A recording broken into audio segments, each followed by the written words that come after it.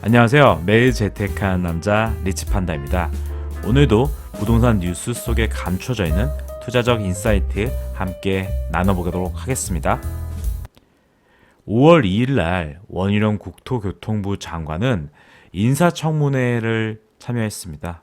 그 결과 사실은 이 국토교통부 장관으로서의 자질보다는 오마카세 논란 그리고 오등봉공원 특혜 관련된 논란으로 사실 장관으로서의 정책적인 그런 방향성들을 확인하기에는 조금 어려움이 있었는데요.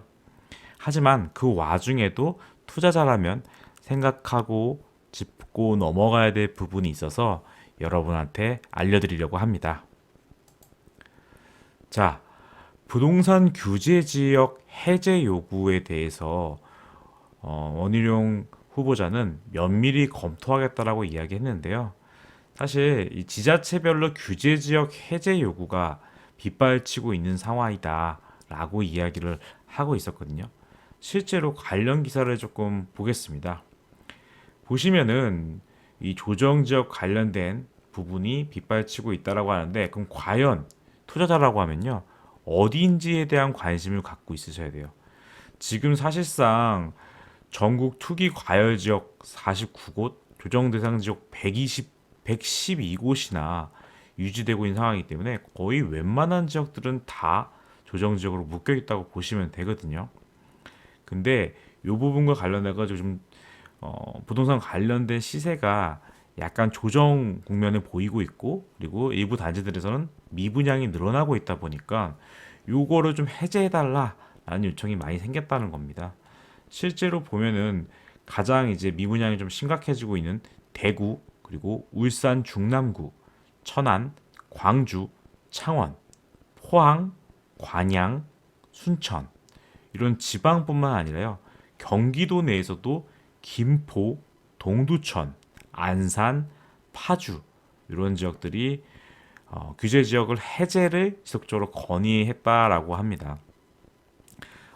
지방 투자도 물론 매력적일 수도 있겠지만 저는 좀 안정적이고 지금 현재 윤석열 대통령의 부동산 정책은 이 도심 그리고 경기권에 집중되어 있다 보니까 저는 이 김포, 동두천, 안산, 파주 등에 좀 관심이 가는 부분이 있습니다.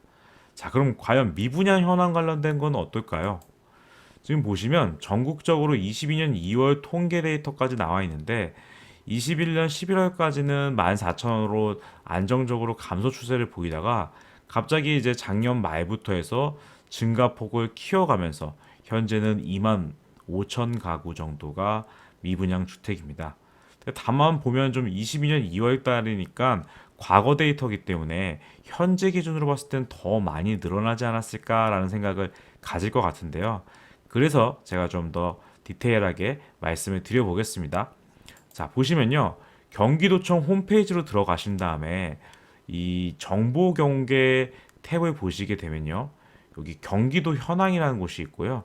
그 끝으로 쭉 가시면 미분양 정보를 확인할 수 있습니다. 이걸 클릭 한번 해보시면요. 매달 미분양 관련된 데이터가 올라오고 있고요. 4월 21일자 기준으로는 3월 데이터가 올라와 있습니다. 조회수를 보시는 것처럼 사실 이런 데이터들이 매우 중요한 정보이지만 많은 분들이 찾아보지는 않고 있어요. 여러분들은 찾아보신다면 투자적 인사이트를 찾을 수 있겠죠. 자, 한번 보시면요. 자, 이런 데이터입니다. 매월 이제 민간 주택의 각 평형별로 어느 정도의 미분양을 보이는지 각 지자체별로 확인할 수가 있어요. 제가 이걸 미리 좀 띄워놓은 걸로 작업을 해놓은 걸로 좀 보시면요. 용인시와 고양시, 평택시, 양주시, 안성시와 같은 경우에는 전월 대비 좀 상승폭이나 이런 것들을 이어가고 있고요. 그리고 기본적으로 100세대 이상, 100가구 이상이 지금 미분양 사태가 일어나고 있는 겁니다. 그러면 여러분들이 투자자라고 하면요. 이 상황에서 지자체 단체장들이 6월 지방선거를 앞두고 어느 지자체 시장들이 이런 조정 지역을 해제를 요청하고 있는지에 대한 부분들을 조금 체크를 해 보시고요. 실제로 그렇게 요구를 하고 있는 사람들이 당선이 된다라고 했을 때는 진짜로 이 조정 지역에서 비조정적으로 해제되는 그런 지역들이 나올 수도 있다라는 거를 생각을 하시고 미리 임장을 다시면서 해당 지역의 시세들을 파악하시는 겁니다. 그리고 조정적에서 비조정적으로 풀렸다라고 하는 언론 보도 자료가 나옴과 동시에 여러분들은 투자를 하셔야 되는 거예요. 기본적으로 자세한 부분 같은 경우에는 이렇게 각 완성시 공도읍 같은 경우에는 어느 곳이 어느 가구, 어느 규모 면적이 총 분양 가구 중에서 몇 세대가 이렇게 좀 이슈가 발생했는지들을 가늠해 볼 수 있는 데이터가 다 나와 있기 때문에요. 요거 보시면은 쉽게 좀 이해가 가실 거예요. 자, 그러면 다시 돌아와 보면요.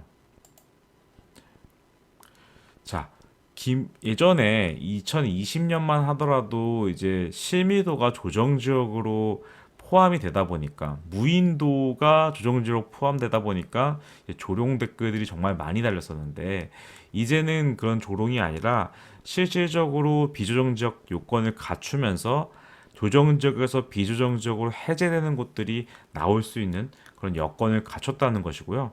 자, 그러면 조정 지역에서 비조정 지역으로 해제되면 도대체 어떤 이점이 있느냐 궁금하실 텐데요.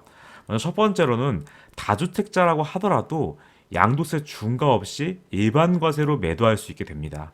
그렇게 되면은 원래는 양도세 중과가 20% 혹은 30%가 있었는데 이런 부분들이 해제가 되기 때문에 기회가 생기는 거죠. 네.